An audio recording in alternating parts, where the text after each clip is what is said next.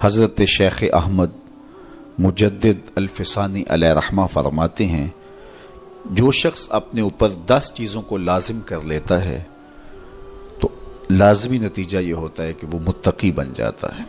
وہ 10 چیزیں کون سی ہیں؟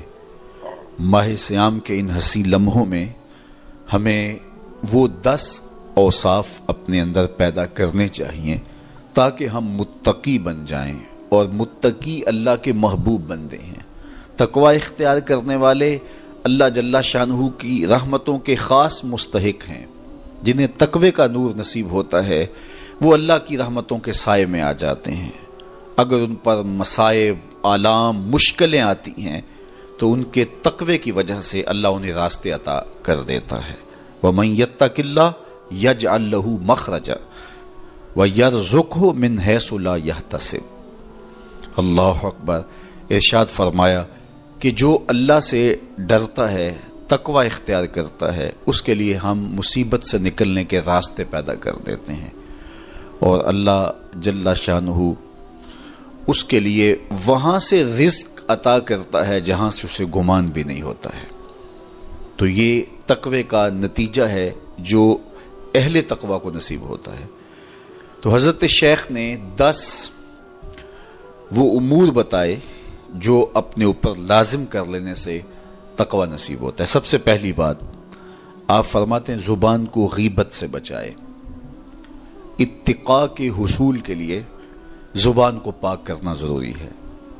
انسان کے زیادہ تر گناہ اس کی زبان کی وجہ سے ہیں، اور غیبت یہ بدترین عمل ہے، اور اس کو بدکاری سے بھی برا قرار دیا گیا ہے۔ الغیبت اشد من الزنا۔ تو اپنی زبان کو غیبت سے بچائے۔ دوسری بات ارشاد فرمائی کہ بدظنی سے بچے، کسی سے خواہ مخواہ بدگمان ہو جانا اور اپنے دل کو کسی کے لیے میلا کر لینا اور اس کی بدگمانی دل میں پالنا، تو یہ تقوی کے منافی ہے۔ تو کسی کی بدگمانی سے، بدظنی سے اپنے دل کو بچائے، زبان کو غیبت سے بچائے، دل کو بدگمانی سے بچائے، اور مسخرہ پن سے بچے۔ بات بات پہ ٹھٹھے مار کے ہنسنا اور اس طرح کی زندگی بسر کرنا۔ اور آج کل تو جب بھی دوست احباب اکٹھے بیٹھتے ہیں تو سنجیدہ اور متین باتیں کم ہوتی ہیں، زیادہ وقت لطیفوں میں ہی کٹ جاتا ہے۔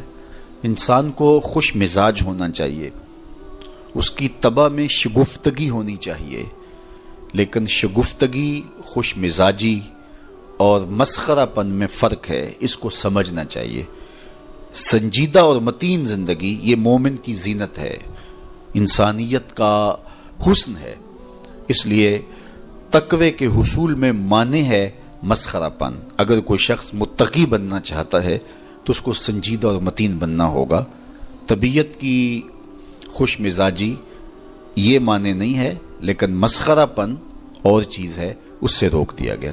چوتھی چیز حضرت شیخ احمد فرماتے ہیں کہ اپنی آنکھ کو حرام سے بچائے۔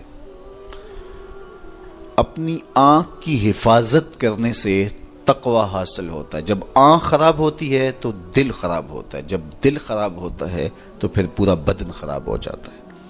اس لیے وہ دروازہ جو کھلا ہے اور اس سے بدی شر اندر اتر رہی ہے، اور پھر اس سے آپ کا سارا نظم ہستی برباد ہو رہا ہے، تو اس دروازے کو بند کریں۔ تو اپنی آنکھ کو حرام سے بند کریں۔ پانچویں چیز ارشاد فرمائی، ہمیشہ سچ بولے۔ جھوٹا شخص کبھی متقی نہیں ہو سکتا۔ اتقاء کے حصول کے لیے اپنے آپ کو سچ کا خوگر بنانا ہوگا۔ سچ کے بغیر کبھی نہ بولیں۔ جھوٹ بولنے والے کی زبان سے شر پھیلتا ہے، اور جب کوئی شخص جھوٹ بولتا ہے تو حدیث پاک میں آتا ہے اس سے بدبو نکلتی ہے، جس کو عام لوگ تو نہیں سونگھ پاتے، لیکن اللہ کے فرشتے 1 میل دور پیچھے ہٹ جاتے ہیں۔ تو مومن سچا ہوتا ہے، مومن جھوٹا نہیں ہوتا، اور تقوی کے اصول کے لیے سچ شرط ہے۔ چھٹی چیز ارشاد فرمائی، ہر حال میں اللہ کا احسان مانے۔ جب کوئی بھی انسان پر بہتری آئے تو اس وقت یہ کہے کہ یہ میرے رب کا احسان ہے کہ مجھے یہ حاصل ہوا ہے۔ بہت سارے لوگ اپنی محنت کا نتیجہ قرار دیتے ہیں کہ یہ میں نے کیا تو اس کے نتیجے میں یہ ملا۔ بسا اوقات آپ کتنا سیدھا کام کر رہے ہوتے ہیں، کتنی محنت کر رہے ہوتے ہیں، لیکن نتیجہ اس کے برعکس آ رہا ہوتا ہے۔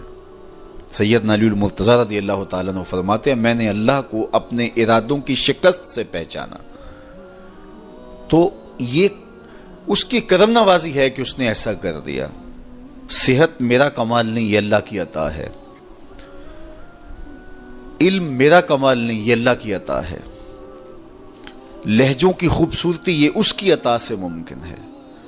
اس نے آنکھوں میں روشنائی رکھی، اس نے توفیق عمل نصیب فرما دی، اس نے اچھائی کی راہوں پہ گامزن کیا، ماہ صیام میں روزہ رکھنے کی توفیق ہوئی، صلاۃ التراویح میں حاضری کا موقع میسر آیا، دیگر صالح اعمال تلاوت کلام مجید نصیب ہوئے، تو مت سمجھے کہ یہ کوئی میرا کمال ہے۔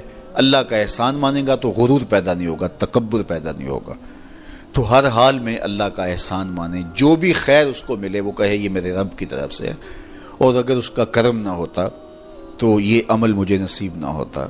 اور کتنے عمل ہیں کہ نصیب ہونے کے بعد عجب سے، تکبر سے، ریاکاری سے برباد ہو جاتے ہیں۔ کیتی کتری پئی کھو محمد تے سکہ بنیا زردہ، کتنے عمل ہیں کہ برباد ہو جاتے ہیں، تکبر آ گیا، عجب آ گیا، ریاکاری آ گئی، تو یہ اس کی طرف سے ہی ہے۔ تو جب یہ کہے گا تو عجب، تکبر، غرور کچھ پیدا نہیں ہوگا، تو پھر عمل قبول ہوگا اور انسان تقوی کی منزل تک پہنچے گا۔ ساتویں چیز، اپنا مال راہ حق میں خرچ کرے، ناحق راستے پر ایک درہم بھی خرچ نہ کرے۔ کمایا ہوا مال راہ حق میں خرچ کرنے سے اتقاء کی دولت نصیب ہوتی ہے۔ اللہ قیامت کے دن بندے کے قدم اپنے حضور سے ہٹنے نہیں دے گا جب تک اس سے 3 سوال نہیں کر لے گا۔ ان میں سے ایک سوال یہ ہوگا کہ مال کمایا کہاں سے، مال خرچ کہاں کیا۔ جس طرح مال حلال کمانا ضروری ہے، مال کو جائز جگہوں پہ خرچ کرنا بھی ضروری ہے، حق کے راستے پہ خرچ کرنا بھی ضروری ہے۔ اس لیے یہ اپنی طبع کے اندر لازم کر لے کہ کبھی بھی اس کا مال کسی ناجائز اور فضول کام میں خرچ نہ ہو، راہ حق میں اس کا مال لگے۔ 8ویں چیز، نفس کے لیے کبھی بڑائی بلندی نہ چاہے، اس سے طبیعت میں سرکشی آئے گی اور تقوی کے راستے میں یہ عمل مانے ہے۔ اور نمازوں کی حفاظت کرے۔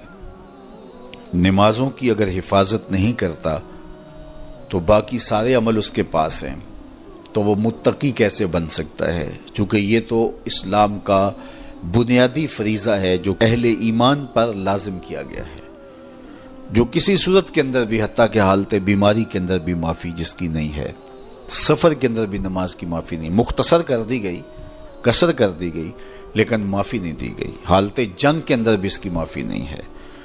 تو نمازوں کی محافظت کرے۔ اور 10ویں چیز، حضرت شیخ فرماتے ہیں عقیدوں کی صحت کا خیال رکھے، اپنے عقیدے، اپنے نظریات خوبصورت رکھے۔